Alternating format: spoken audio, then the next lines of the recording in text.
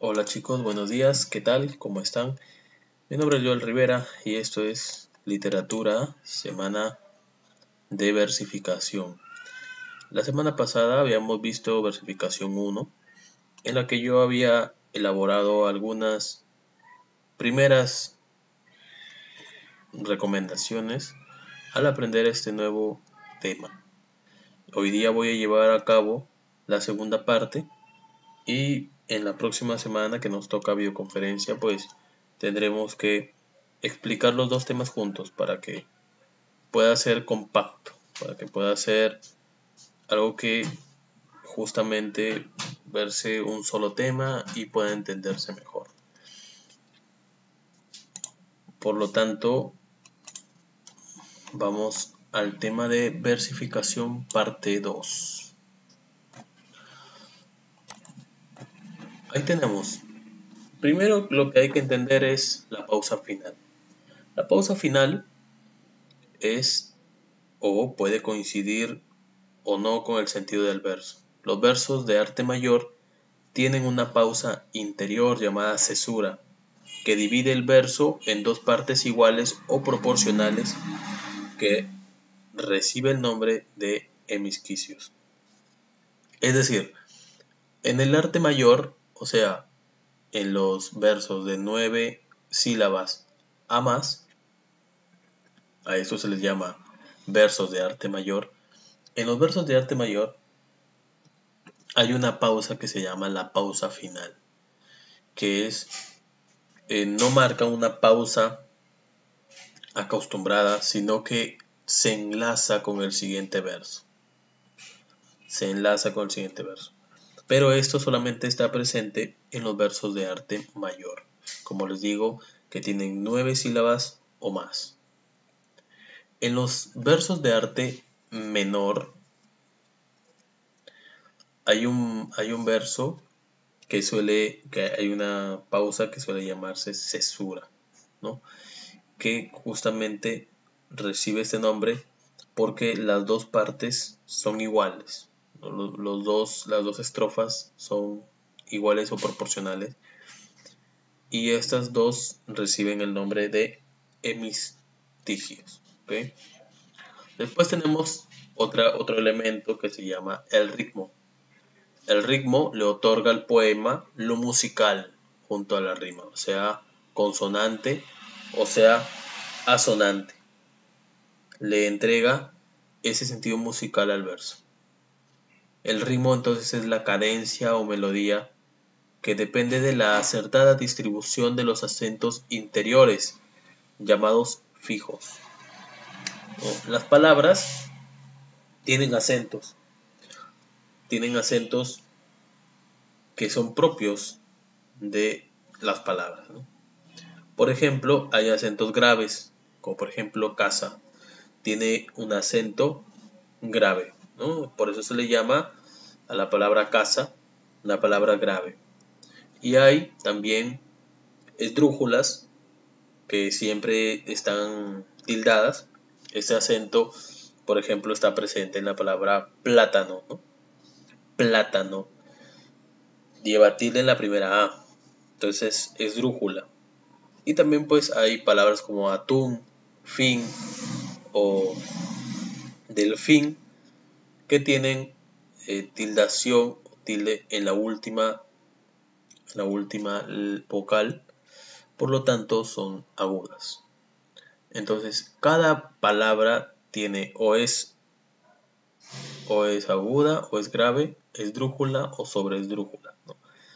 Eso depende mucho de la palabra. Entonces cuando nos referimos a ritmo, nos referimos a que la última palabra, o si fuera perfecto, en todas las palabras del mismo verso, obviamente no siendo iguales, tienen la misma acentuación y riman y tienen ritmo musical perfectamente, ¿no?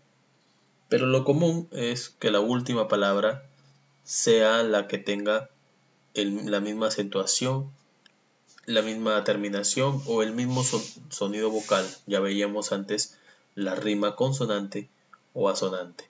Asonante cuando no tiene la misma terminación, pero rima o tiene el mismo sonido vocal. mientras que la consonante es la misma terminación, mismas vocales, mismas consonantes desde la última sílaba o última vocal acentuada. Tiene la misma terminación después de la última vocal acentuada. Tenemos medida. Por ejemplo, ya habíamos visto la medida es la sílaba, ¿verdad? Entonces tenemos el verso. Este verso que está aquí. Cuentan los criollos del suelo. Vamos a contar cuántas sílabas tiene. Cuentan los Perdón, aquí hay un diptongo. Cuando la palabra I, que es una vocal cerrada, está con una vocal abierta, forma algo que se llama diptongo. O sea que se unen. Crió, ¿no? Criollos. Del suelo. Lo mismo sucede aquí. La U es otra vocal que es cerrada, mientras que la E es una vocal abierta. Profesor, ¿cuáles son las vocales abiertas y cuáles son las cerradas? Las vocales abiertas son la A, la E y la O. Y las vocales cerradas son la I y la U. ¿Ok? Entonces aquí pues vemos en cuen, tan, cuen, ese cuen va junto porque está la vocal abierta junto con la vocal cerrada. Entonces se forma un diptongo, o sea, una unión. Entonces, cuentan los criollos del suelo. Entonces tenemos aquí 8 sílabas. Este verso es un verso octosílabo. Entonces, hay licencias poéticas que nos permiten unir o destruir los hiatos, destruir los diptongos. Vamos a ver cuáles son. Sinalefa. La sinalefa es la unión prosódica de vocales inmediatas de diferentes palabras que forman así una sola sílaba. La sinalefa se ocupa en cerrar el verso. Esto se debe a cuando una palabra termina en vocal y la siguiente comienza en vocal. Ahí es donde se unen. ¿Ok? Este recurso se llama sinalefa justamente para acortar el número de sílabas. Esas son formas que utiliza a veces el poeta para lograr lo perfecto en cuanto a el número de sílabas de la primera sílaba y la siguiente.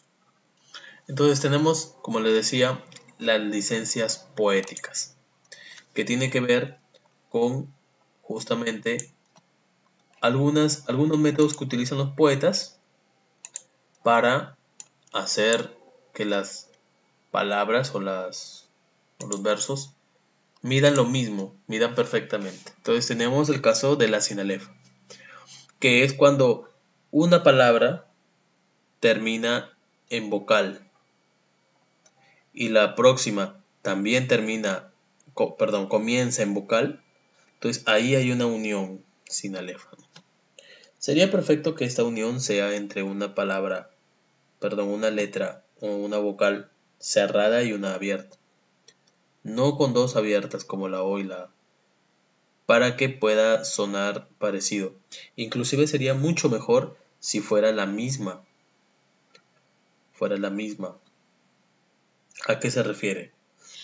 Me refiero, por ejemplo, cortante el hielo. Cortante y el hielo. O sea, cortante el hielo. Cortante termina en E y la siguiente palabra es el o es un artículo, ¿verdad?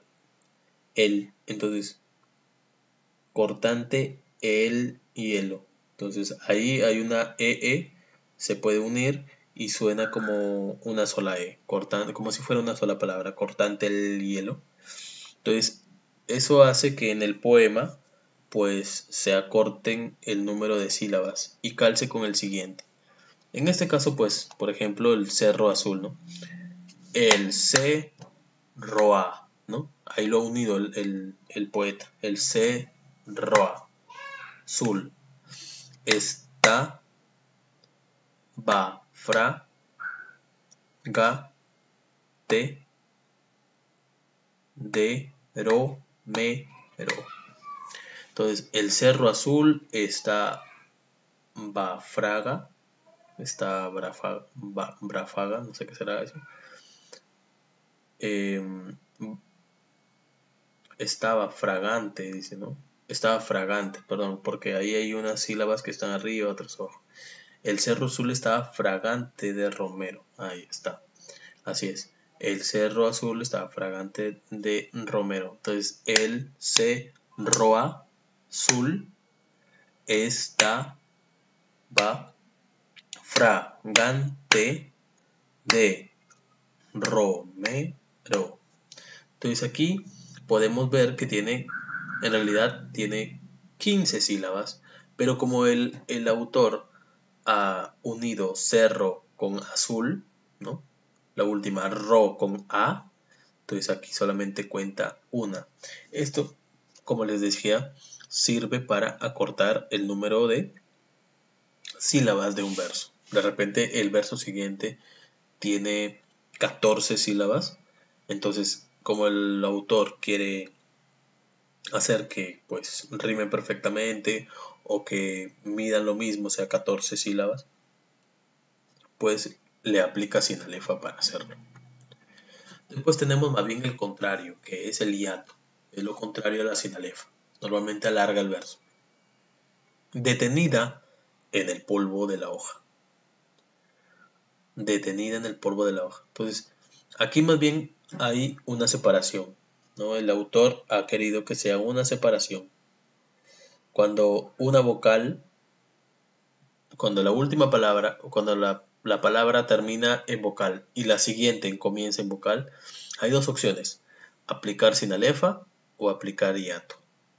En este caso, ha aplicado hiato el autor, ya las ha separado. No lo lee así, detenida en, no lo lee así, lo lee detenida en el polvo de la hoja. Lo lee pues pausado y separa bien detenida de en el polvo. Detenida en el polvo de la hoja. ¿Se dan cuenta? Tú cuando leas un poema tienes que darte cuenta de estas cosas. Detenida en el polvo de la hoja. ¿Te das cuenta de la pausa? Es como si hubiera una coma ahí. Eso se llama hiato, que es cuando el poeta alarga el verso. También tenemos la sinéresis. La sinéresis consiste en la unión de una sílaba de dos vocales que naturalmente no forman diptongo. Por ejemplo, aérea. Aérea es una palabra esdrújula. Se separa. No, aérea, ¿verdad? Pero aquí lo ha juntado. Aérea. Entonces aquí ha juntado, inclusive hay dos sinéresis. Normalmente la sinéresis hace que pues suene diferente la palabra a como normalmente sonaría, ¿no? Sonaría pues aérea. Pero aquí está haciendo sinéresis, es decir, que sonaría aérea. Aérea. Aérea, ¿no? Cuando en realidad debería sonar aérea. Entonces hay una separación. Aquí más bien normalmente junta las palabras, no hay diptongo, es un hiato, porque la A y la E son dos vocales abiertas se separan. Profesor, ¿cómo sé que son dos vocales abiertas y cómo sé que son dos vocales cerradas? Bueno, la A, la E y la O son vocales abiertas, porque necesitas abrir la boca para pronunciarlas. Y la I y la U no necesitas abrir mucho la boca. Entonces se le llaman vocales cerradas. ¿Listo? Entonces, aquí tienes 11 sílabas. Es un verso en decasílabo, ¿no? En decasílabo. Pero es porque le ha aplicado sinéresis donde no debería, porque estos deberían separarse. Profesor, ¿y cómo me di cuenta de la diferencia? Es cuando se leen. Cuando se leen los poemas, ahí es donde te das cuenta. Si te das cuenta que están pues juntos, tienes que leerlos juntos. No puedes leerlo aérea. No puedes leer aérea como dorada mariposa. No, tienes que leer aérea como dorada mariposa. Tienes que leerlo junto. Es difícil la declamación de versos, justamente por estas cositas que a veces el poeta hace para que calce con el siguiente. Esto es muy criticado claramente, porque está forzando una unión donde no la hay. Y tenemos también la diéresis, que es separar el dictongo. O sea, la diéresis normalmente se le llama diéresis a esos dos puntitos que hay sobre la U, como en la palabra pingüino, etcétera, ¿no? Con un manso ruido sería, ¿no? Con un manso ruido. Con un manso ruido sería normalmente. Pero la diéresis le pone dos puntitos a la U para justamente separar. Con un manso ruido. Separa la I de la U cuando en realidad no debería separarse porque forman dictongo. Bueno, esas son las licencias poéticas. Tenemos acento final. Cuando el acento final es agudo, o sea, la palabra última es agudo, el menudo balbucir es una palabra aguda. ¿Por qué? Porque tiene balbucir.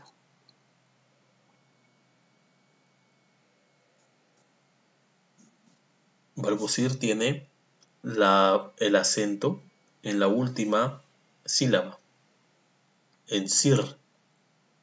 Entonces, cuando esto pasa, a ese verso se le agrega un número. Es decir, si tenía 7, pues se le agrega uno más y sería 8. Lo mismo con corazón, razón, porque son palabras agudas. Cuando es grave, como corrales, como cama, mesa, son palabras graves. Entonces tiene el mismo número de sílabas, o sea, no se le agrega nada. Y cuando más bien son versos esdrújulos, se le quita una sílaba. Y después tenemos los diferentes tipos de estrofas que ya les había enseñado, pero les voy a enseñar algunas nuevas. Pareado, terceto, cuarteto, cuarteta, redondilla, quintilla, sextina, octava, décima, soneto, y estos son tonos. Eso en la próxima clase. Muchas gracias, chicos, por haber estado presentes viendo este vídeo. Espero que puedan elaborar su tarea de la mejor manera. Cuídense y conmigo será hasta que tengamos una videoconferencia. Nos vemos, cuídense, chao, chao.